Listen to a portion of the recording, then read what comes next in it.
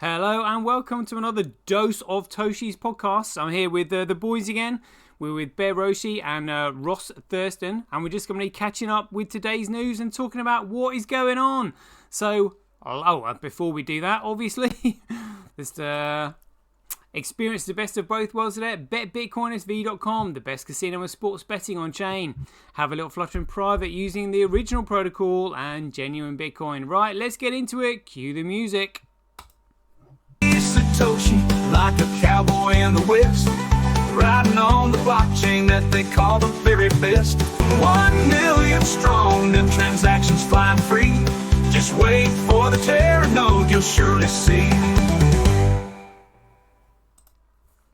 Oh, here we go. Right, Perjury and Ross, are you there? We are here. Hey. Loud and clear, mate. Excellent. Right. What's been going on? What can you tell me? You got anything? Obviously, I've got loads, but anything on your minds at the moment with the CsTominaga saga and everything else that's going on? I mean, I've just been looking at, he's been tweeting a lot lately, and as you said in your previous videos, like it's just amazing how much, content he spews out. I couldn't help but notice, the sort of hidden message, with his sea kayaking thing. It seems like the calm before the storm to me. Is what he's hinting at with that.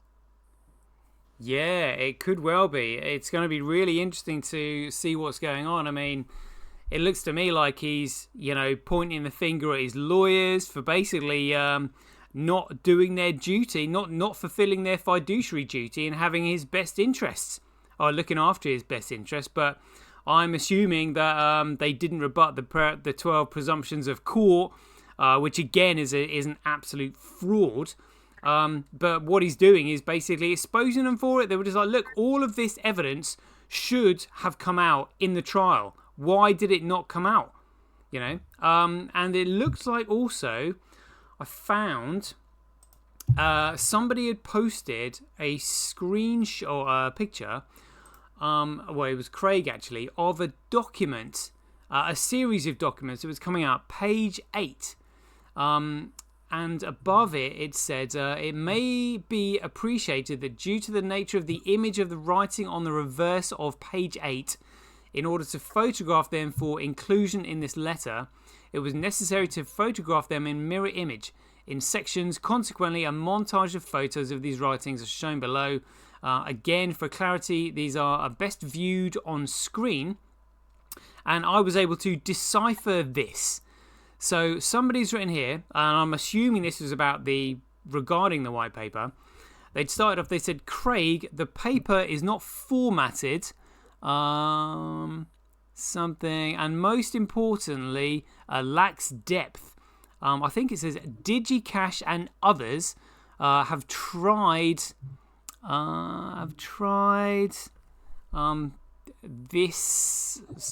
this out previously. Hold on, I've got the text here. Craig, this document is not formatted and most importantly lacks depth. DigiCash and others have tried all these methods previously. I really do not see how a commodity token will change anything. Adam Back worked on a proof of CPU burn token prior to your attempt. Sorry, I cannot see anything coming from this, and it was signed S, and then PS, John Rayner has a project you may like. It's just signed S. So somebody has speculated that it might be Stephen Matthews. Did you see that image that was posted? No, I've not seen that one. Well, again, I saw it earlier. You saw it, yeah. The plot thickens, and Truth Machine has got a post here that says a Copa only released one short video of Dr. Wright logging into the Satoshi Vistomail account used to register Bitcoin.org.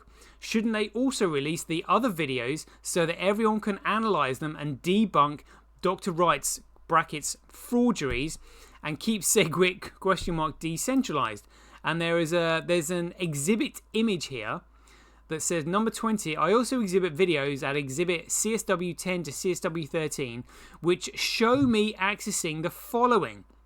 So the first clip says this shows the Satoshi at vistomail.com account, and it's linked to the PGP key. That's pretty good, private G key, discussed at paragraph 104 onwards below. And there's another one, CSW11. This is a similar video to the above. And then CSW12 says the video shows the domain and hosting bitcoin.org. And the last one, CSW13, this video shows the satoshi@vistomail.com email that people know and link to my student account at CSU in Australia. Vistomail allows you to externally link accounts or allowed, and I had integrated my personal email into Vistomail to simplify sending. And I've actually got email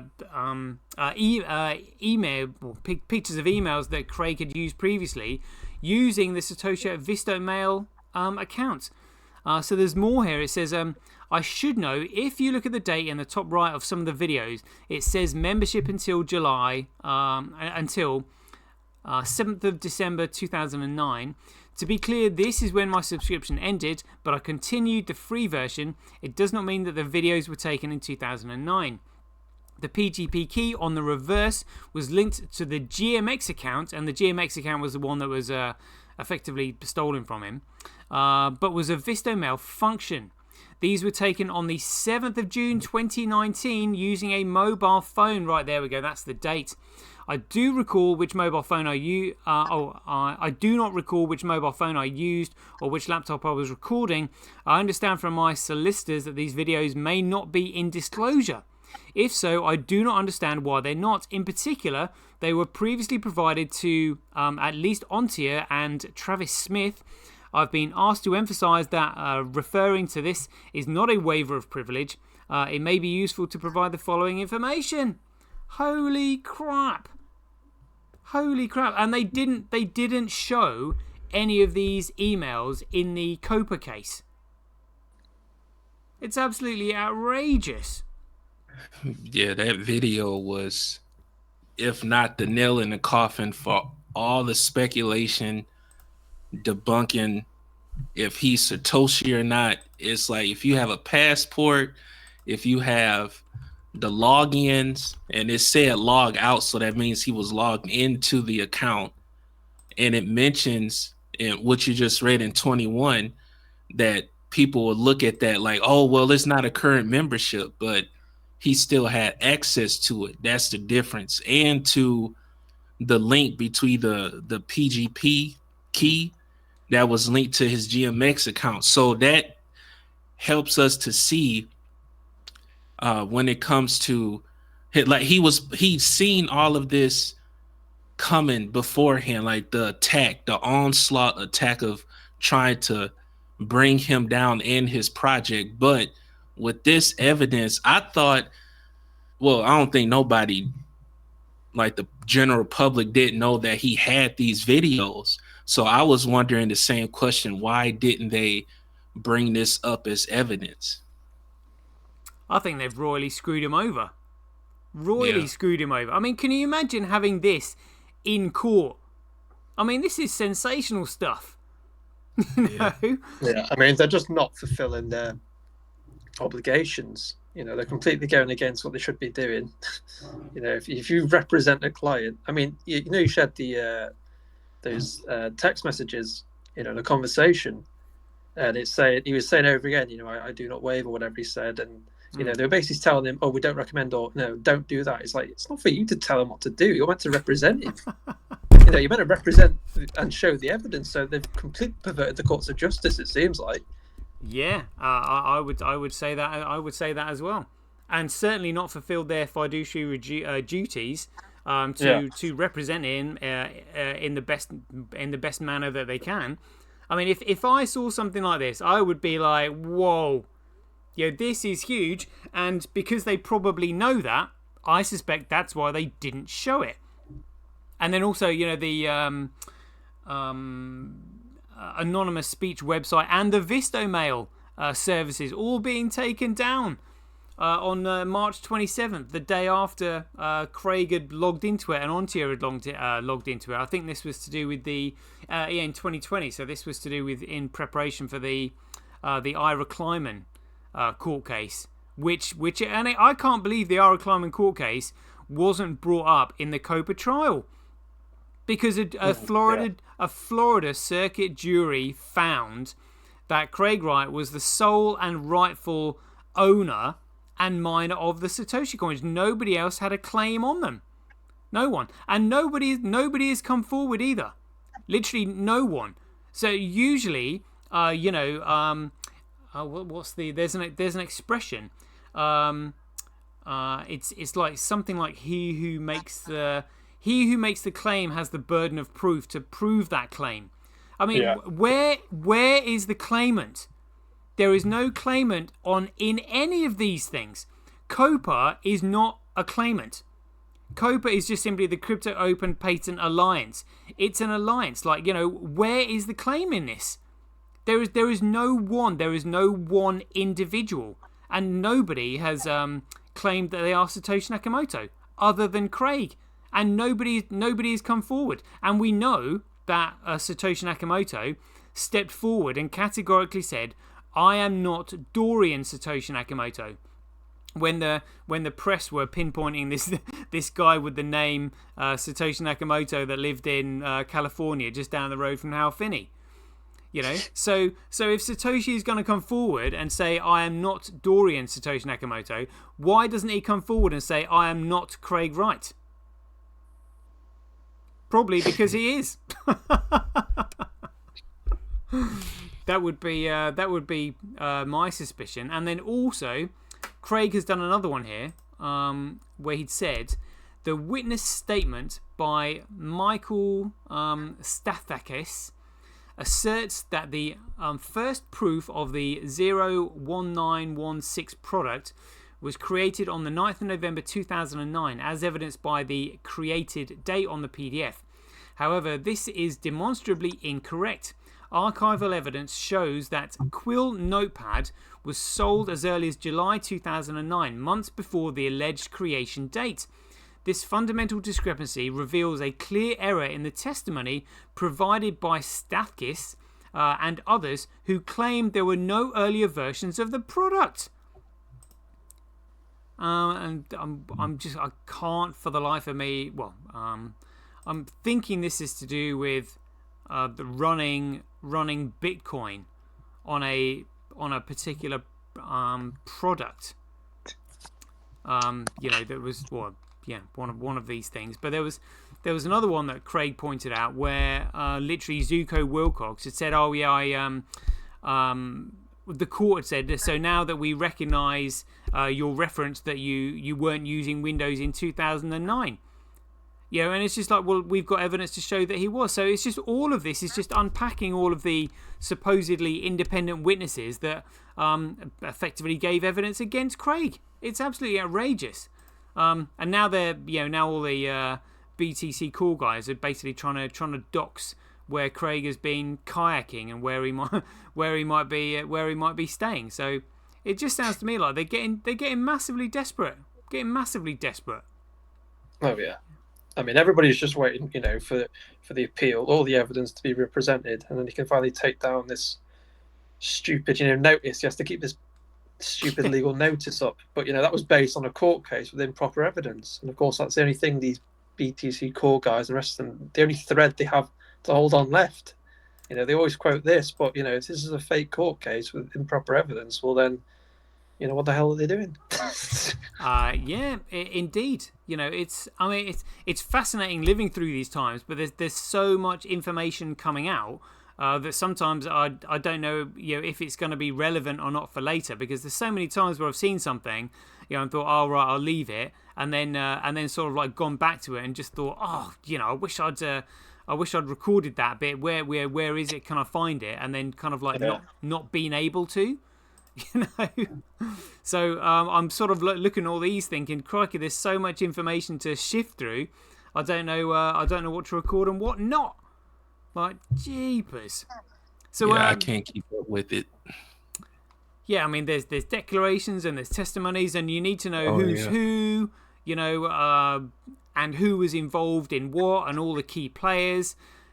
I mean, you really, this is one of the reasons why I started the 365 days of Bitcoin history, a brief history of Bitcoin, and then also the Rise and Rise of Craig Wright, where I was just like, right, I need to sort of like try and get all of this in chronological order so I can make sense of it myself and find out who's who and all the different significant events that happened along the way. I mean, it's just shocking. I've just got this legal notice up now. It's just shocking what it says. The court found that Dr. Wright lied to the court extensively and repeatedly in his evidence, and he attempted to create a false narrative by forging documents. Well, that is just a complete misrepresentation.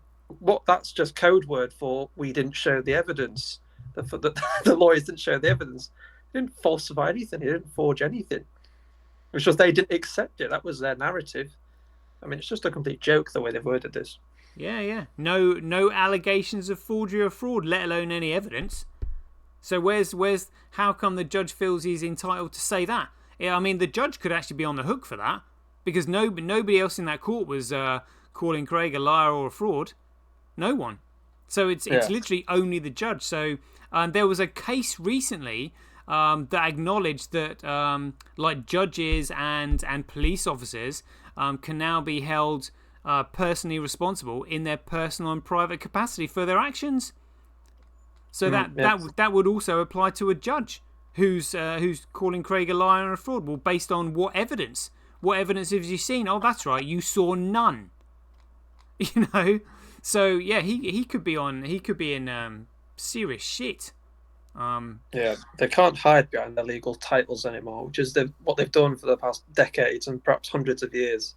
Once you understand that, rights are applicable to men and women make claims, not that's right. Companies which make legal complaints like children. They might be a judge, but it's a man or woman who sometimes acts as a judge. They can't hide behind these legal titles anymore. People know, they see through this bullshit now. That's right. Yeah, absolutely. And I've got another one, another post just up here from a guy called Eric Balkunas. He said, people keep asking me if I believe him. Yes, I do. Mostly because BlackRock isn't playing around, folks. They would flip out if this is a Coinbase stock, was screwing around with their BTC. Plus, it would violate the 33 Act.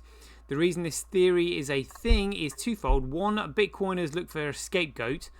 And then this was in response to Nuo9 saying, Coinbase CEO just admitted that you got to trust them on their word. They will not provide any proof. And this was in response to Brian Armstrong saying, Goldilocks here, not sure what this is all about, to be honest. All ETF mints and burns we process are ultimately settled on chain. Institutional clients have has trade financing and over-the-counter options before trades are settled on chain. This is the norm for all our institutional clients. All funds are settled in our prime vaults on chain within about 1 business day. If you want audits, Deloitte audits us annually. We're a public company. I doubt our institutional clients want people dusting all their addresses, and it's not our place to share for them. This is what it looks like if you want a bunch of institutional money to flow into Bitcoin. As for their Bitcoin token, their CDBTC, yes, you're trusting a centralized custodian to store the underlying BTC. We've never claimed otherwise. So they're just saying, yeah, you've got to trust a centralized custodian. We've never claimed otherwise. So what? So yeah, just Coinbase going, yeah, you're gonna have to trust us. I mean, this is so funny because you've got Coinbase, the largest exchange, or certainly the most famous exchange, and this whole industry started because it was meant to be decentralized, and now you've just got these huge players come in going, well, you're just gonna have to trust us, and some of these people who don't know any wiser are just like, oh yeah, BlackRock, they're trustworthy. Oh right, okay, well fill your boots then if that's your opinion. Like, jeepers. Or what's all this decentralized stuff? But yeah, you got to. It's decentralized, but you got to trust a centralized exchange if you want to use it. I mean, it's just bonkers, isn't it? Crikey. Yeah, I think someone should, spoke on someone that. should show him the Bitcoin white paper again. Yeah, yeah, they should. Have you boys seen that video I put out of the analysis of the Craig Wright anonymous speech video? Yeah, the one just today, I think. You just that one. Yeah. Yeah. It's amazing how time consuming, like just making a small clip like that actually is. You know, trying to analyze it, but I've sent that to as many people as I could, because I thought, well, you know, some newbies, when they saw the video, they were just like, what am I looking at here? And I was like, right, well, so anonymousspeech.com website is the website that Craig actually purchased the domain name through. Well, everybody knows that Satoshi Nakamoto purchased bitcoin.org and hosted the Bitcoin white paper on. So somebody is logged into that profile, and that somebody has got hold of Craig Wright's old passport. You know, that only leaves a very, very select handful of people that could be doing it. Maybe his wife. You know, either him or his wife, or you know, a close confidant. But it's definitely someone related to Craig, because they've got his passport, so they've got to be close to him. You know, but I would say it's Craig. It's going to be interesting to see what the narrative is around this. Yeah, and then I didn't look at the clip yet, the video. Kurt did a interview with Ziggy. Oh, did he? And he mentioned about Terranode, and he said, yeah, supposed to be the Q1 of 2025, so it got delayed. Oh. But this is actually BSV Maxi. He was like upset too, but I just said it's the opportunity just to keep investing, buying more, you know. Yeah. Look long term, you know, because if it was, I actually appreciate it, because it's just give more time, because I wouldn't want my project to come out and it still got bugs with it. So when I want it to release, I want it to be knocking people out when it comes out. Like, this is what we've been waiting on. So yeah, I'll wait on it. So that's how I'll wait however long, because the more time that actually go by, people have time to still learn about it and to invest. You know, just do what you can, you know, while you can at these prices, because we know that comes last. But once you look at what's going on, if you truly want to know about this situation concerning Craig Wright, BSV, you know, you can be in for a good ride, you know. Absolutely. Yeah, absolutely. Yeah. Right, boys. My dinner's ready, so I need to shoot off. Thanks for joining me on this. I'm going to actually. I'm looking forward to replaying this, because I've got a new. Well, I've redone the intro video, like added a little bit to it and then cleaned it up. So if you're around later, I'll drop you a message. Maybe we can jump on and then maybe do a chart show or something like that. Yeah, awesome. Hey, All right. Nice. All right, boys. Right, everybody. Hope you enjoyed it. So you might see us again soon. As ever, be aware, take care, stay safe out there, and we'll see you in the next one.